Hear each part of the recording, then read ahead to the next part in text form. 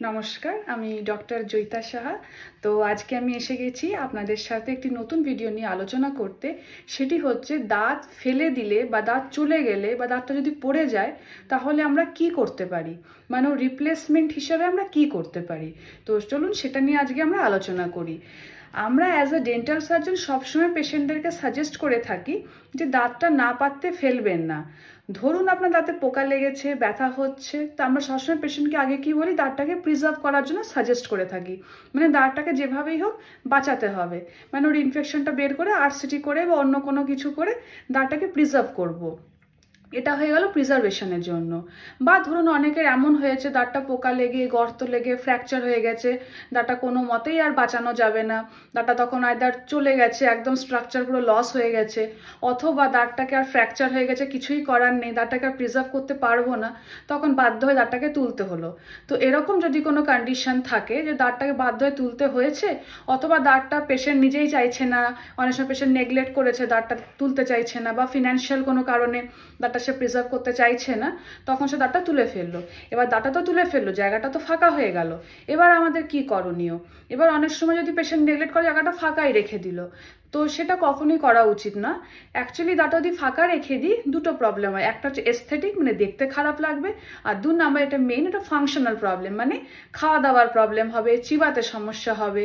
পাশের দাঁত যখন দেখবে জায়গাটা ফাঁকা, স্পেস মেনটেন হচ্ছে না, পাশের দাঁতগুলো লুজ হয়ে যাবে, মানে ও সরে আসবে, অন্য দাঁতের ভিতরে গ্যাপ হয়ে যাবে।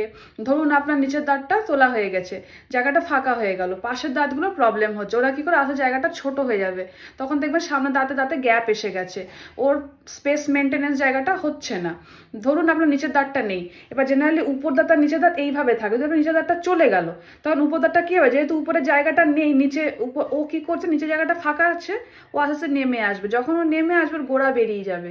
তো এইরকম অনেক রকম প্রবলেম হয়, তখন ফাংশনাল প্রবলেমও হচ্ছে, মুখ বসে যাচ্ছে, বয়স্ক লাগছে, বয়সের থেকে বেশি এজেড লাগছে, তো এই প্রবলেমগুলো হয়।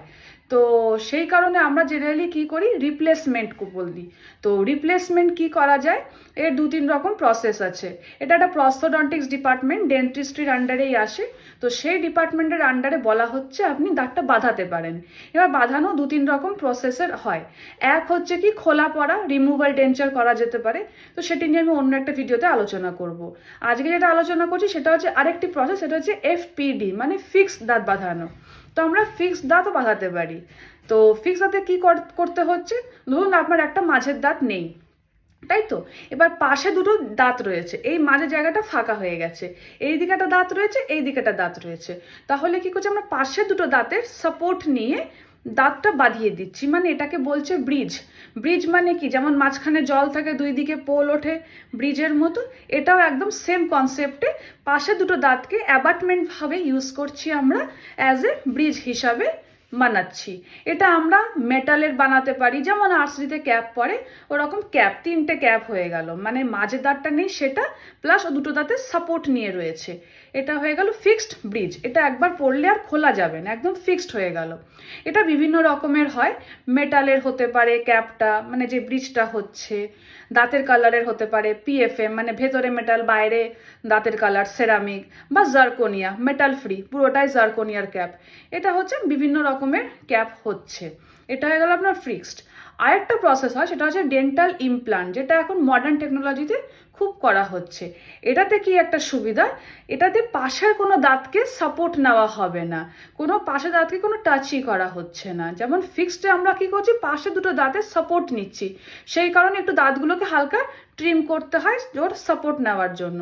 কিন্তু ডেন্টাল ইমপ্লান্টে কি করছি, পাশের কোনো দাঁতকে আমরা সাপোর্টই নেব না, আমরা শুধু ইমপ্লান্ট, মানে যে টাইটেনিয়ামের স্ক্রু হয়, সেই টাইটেনিয়ামের স্ক্রু আমরা তার বোনের ভিতরে ড্রিল করে ইমপ্লান্ট হিসাবে ওটাকে পরানো হচ্ছে। তারপরে এটা একটু লং প্রসেস, এটাই একটা যা ব্যাপার, কিন্তু ডেন্টাল ইমপ্লান্ট এখন মডার্ন টেকনোলজিতে খুব ভালো হচ্ছে। ঠিক আছে, এইটা হয়ে গেল ফিক্সড ব্রিজ অথবা ডেন্টাল ইমপ্লান্ট। তো আমরা সবসময় বলে থাকি পেশেন্টদেরকে, যতক্ষণ মানে পারছেন দাঁতটাকে প্রিজার্ভ করুন, বা আপনি যতক্ষণ পারছেন দাঁতটাকে প্রিজার্ভ করার চেষ্টা করুন, কারণ natural tooth is the best space maintainer. Natural দাঁতের মতো বেস্ট স্পেস মেনটেনার কিছু হয় না।